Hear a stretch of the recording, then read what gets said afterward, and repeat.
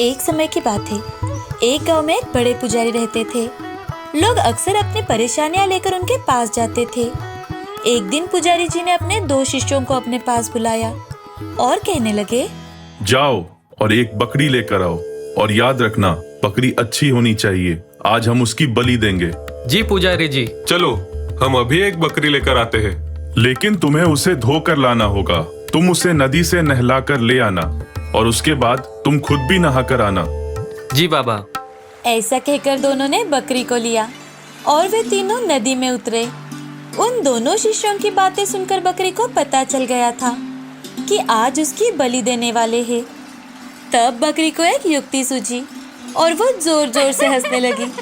तभी दोनों उसकी ओर देखकर एक दूसरे से, अरे ये हंस क्यों रही है? हाँ, लगता है इसे सब समझ में आ रहा है कि हम क्या कह रहे हैं। कहीं ये जादुई बकरी तो नहीं? ऐसा कहते ही अब बकरी जोर जोर से रोने लगी। ये देखकर दोनों और भी आश्चर्यचकित हो गए और एक दूसरे की ओर देखने लगे। अरे तुम तो अभी हंस रही थी, अचानक रोने क्यों लगी? अरे लगता है ये सच में कोई जादुई बकरी है। अरे देखो ये बोल भी सकती है। हाँ, मैं बोल सकती हूँ। मैं तुम्हारे पुजारी जी के बारे में सोचकर रो रही थी। क्यों, क्या हुआ? तुम मुझे अपने पुजारी जी के पास लेकर चलो। दोनों शिष्य बकरी को पुजारी के पास लेकर जाते हैं और पुजारी को सारी बात बताते हैं। तभी पुजारी बकरी से, अरे मूर्ख, तुम पागल हो क्या? थोड़ी ही देर में तुम्हारी बलि चढ़ा दी जाएगी और तुम हंस रही हो, कभी रो रही हो। मेरे शिष्यों को क्या बोल रही हो कि वो मेरे बारे में सोचें? पिछले जन्म में मैं भी तुम्हारी तरह एक पुजारी थी और मैंने भी बहुत सारी बकरियों का बलि दिया है। इसी श्राप की वजह से मैं एक बकरी बन गई। अब जब तुम मुझे मारोगे तो मैं इस जीवन से मुक्त हो जाऊंगी और अगला जन्म अच्छे से जी पाऊंगी। ये सोचकर मैं हंस रही थी। लेकिन जो भी मुझे मारेगा वो अगले जन्म में बकरी बनेगा और वो तुम हो जो मुझे मार रहे हो, तो तुम बकरी बनोगे और इसीलिए मैं रो रही थी। बकरी की बातें सुनकर पुजारी जी गहरी सोच में पड़ गए। थोड़ा सोच विचार करके वो अपने शिष्यों से, तुम इस बकरी को आजाद कर दो और इसके गले की रस्सी को खोल दो। तभी एक शिष्य पुजारी से, पुजारी जी, आपने तो बहुत से शिष्यों को बलि देने के लिए कहा है, उसका क्या? हाँ, लेकिन आज के बाद कोई भी बकरी की बलि नहीं देगा। जाकर ये लोगों को कह दो। और इस प्रकार बकरी ने अपनी चतुराई से अपनी जान बचा ली। इस कहानी से हमें ये सीख मिलती है कि मुसीबत के समय में हमें अपने दिमाग का इस्तेमाल करना चाहिए और अपने परेशानियों का हल निकालना चाहिए। अगर हम सिर्फ परेशानी के बारे में सोचते रहेंगे तो उससे छुटकारा कभी नहीं मिल पाएगा। मुंबई नाम के शहर में सुबोध नाम का आदमी एक बड़े कंपनी में काम किया करता था। उसके परिवार में पत्नी रेखा और बेटी राधा रहती थी। सुबोध की तनख्वाह अच्छी होने के कारण उसका परिवार हंसी खुशी जीवन व्यतीत करता था। रेखा के हाथों के पकवानों को बहुत ही स्वाद था। एक दिन सुबोध अपनी पत्नी रेखा से, रेखा, कल हमारे घर मेहमान आने वाले हैं, उनके लिए अच्छा खाना बना के रखना। कल हमारे घर पर कितने लोग आएंगे? लगभग 10 लोग आएंगे। ठीक है, कल खाना बनाकर रखूंगी। ठीक है। ऐसा कहकर सुबोध ऑफिस में चला जाता है। अगले दिन सुबोध ऑफिस के लोगों के साथ घर लौट आता है। घर आते ही खाने की खुशबू से सभी लोग खुश हो जाते हैं। अरे भाई सुबोध, खाने की तो खुशबू बहुत अच्छी आ रही है। पेट में तो जैसे चूहे दौड़ रहे हैं। चलो राजन, तुम्हें अभी खाना खिलाता हूँ। हाँ चलो जल्दी। ऐसा कहकर राजन और बाकी के सभी लोग खाना खा लेते हैं। खाना इतना स्वादिष्ट होता है कि मेहमान खाना खाकर तृप्त हो जाते हैं और अपने घर चले जाते हैं। अब ऐसे ही दिन बीत रहे थे। सुबोध की नौकरी अच्छी चल रही थी। तभी कुछ ही महीनों में कंपनी के हालात खराब होने के कारण बहुत सारे लोगों को कंपनी से निकाल दिया गया। उसमें सुबोध भी एक था। सुबोध उस दिन जल्दी घर आ जाता है। उसे देख रेखा सुबोध से, आज आप इतने जल्दी कैसे घर वापस आए? रेखा, मेरी नौकरी चली गई है। कंपनी के हालात बहुत खराब होने के कारण कंपनी ने बहुत सारे लोगों को निकाल डाला। मगर ऐसे कैसे निकाल डाला? कुछ बताया भी नहीं। रेखा की बातें सुन सुबोध मन ही मन बहुत सोचने लगता है और सोचते सोचते घर से बाहर चला जाता है। बाहर जाते ही उसके पुराने आवारा दोस्त उसे मिल जाते हैं। उनके साथ सुबोध बैठ के दारू पीने लगता है। उस दिन सुबोध बहुत दारू पीकर घर लौटता है। सुबोध घर आते ही रेखा से, रेखा, ओ रेखा, जल्दी से मुझे खाना परोसो। जी अभी परोसती हूँ। ऐसा कहकर रेखा सुबोध को खाना परोसती है। सुबोध खाना खाकर सो जाता है। अब ये हर रोज होने लगा था। जब से सुबोध की नौकरी गई थी तब से सुबोध ने पीना शुरू कर दिया था। वो घर में से पैसे लेकर जाया करता था। रेखा उसे रोकने की कोशिश करती तो सुबोध उसे मारपीट किया करता था। एक दिन घर का सारा राशन खत्म हो जाने के कारण घर में खाने के लिए कुछ भी बचा नहीं था। ये देख रेखा बहुत चिंतित हो जाती है। वो मन में सोचती है, अगर मैं कुछ काम धंधा करके पैसे कमाऊं तो मेरी गृहस्थी अच्छी चलेगी, खाने के लाले तो नहीं पड़ेंगे। ऐसा सोचकर रेखा सुबह उठकर कुछ मिठाइयाँ बनाती है और उसे टोकरी में डाल के बाजार में बेचने चली जाती है। उसकी मिठाइयों की खुशबू से बहुत से लोग उससे मिठाइयाँ खरीद लेते हैं। रेखा की सारी मिठाइयाँ बेची जाने के कारण वो बहुत खुश हो जाती है। तभी उसकी दोस्त हेमा उसे मिलती है। हेमा रेखा से, अरे रेखा, तुम यहाँ बाजार में क्या बेच रही हो?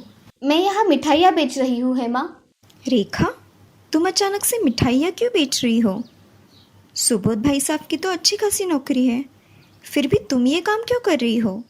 उनकी नौकरी चली गई और घर में खाने के लाले पड़ने लगे थे, इसीलिए मैंने मिठाइयाँ बनाना शुरू कर दिया। अच्छा, मुझे पता नहीं था रेखा। वैसे तुम्हारे हाथ की मिठाइयाँ तो बहुत स्वादिष्ट होती है। मुझे भी देना 1 किलो मिठाई। हाँ, अभी देती हूँ। ऐसा कहकर रेखा हेमा को मिठाई देती है। हेमा मिठाई लेकर घर चली जाती है। रेखा भी मिठाई लगभग बेची जाने के कारण घर लौट आती है। अब घर आते ही रेखा पैसे गिनती है और मन में, इसमें से कुछ पैसे अलग निकाल के रखती हूँ, राधा बड़ी होने के बाद काम में आएंगे। ऐसा कहकर रेखा कुछ पैसे एक गुल्लक में डाल के बाकी के पैसे अपने पास रख देती है। उस दिन भी सुबोध को पैसे चाहिए थे। उसे घर के एक जगह में पैसे दिखाई देते हैं। तभी उसने वो पैसे लिए और दारू पीने जा रहा था। तभी रेखा सुबोध से, अजी आप ये क्या कर रहे हो? आप ऐसे पैसे खर्च करेंगे तो हम खाएंगे क्या? चल हट, मुझे जाना है, मेरे दोस्त मेरा इंतजार कर रहे हैं। ऐसा कहकर रेखा को सुबोध धक्का देकर नीचे गिरा देता है। वो जमीन पर गिर जाती है। ये देख राधा उसके पास चली आती है। माँ, तुम्हें पिताजी ने ऐसे धक्का क्यों दिया? राधा, मेरा ही ध्यान नहीं था, इसीलिए मैं गिर गई। चलो हम खाना खा लेते हैं। हाँ माँ, चलो। ऐसा कहकर राधा और रेखा घर में चले जाते हैं। घर में जाकर राधा और रेखा खाना खा लेती है। खाना हो जाने के बाद दोनों सो जाती है। उस दिन से सुबोध को जुआ खेलने की आदत पड़ गई। उसकी वजह से सुबोध ने सारे पैसे गंवा डाले और उसने खुद का रहने का घर भी वहां पे बेच डाला। नशे की हालत में वो क्या करता उसे कुछ भी समझ में नहीं आता था। अब एक दिन एक आदमी उसके घर आकर, अरे सुबोध, ये घर खाली करो भाई, और कितने दिन रहोगे मेरे घर में? आप ये क्या कह रहे हो भाई साहब?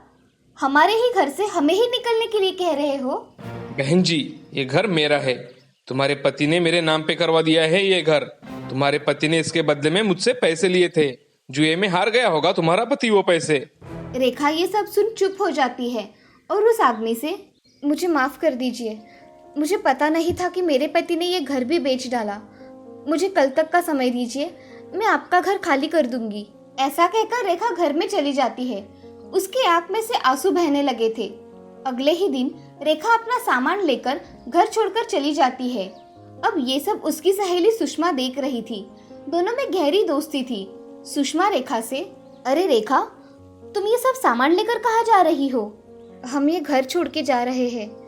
अब ये घर हमारा नहीं है। तुम कहाँ जा रही हो रेखा? वो पता नहीं सुषमा, सिर्फ ये घर खाली करवाना है। रेखा, तुम चाहो तो तुम मेरे घर में किराए से रह सकती हो, अगर तुम्हें ठीक लगे तो। सुषमा, मेरी तो बहुत मदद हो जाएगी अगर मैं तुम्हारे यहाँ पे किराए पे रहूंगी तो। ठीक है, तो फिर चलो मेरे घर।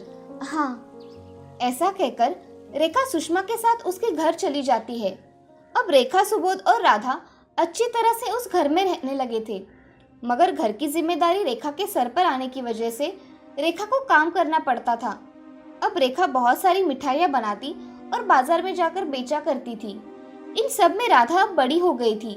राधा अब अपनी माँ का हाथ बटा दिया करती थी। ये सब देख रेखा बड़ी खुश हुआ करती थी। मगर उसे उसकी बेटी की शादी की चिंता थी।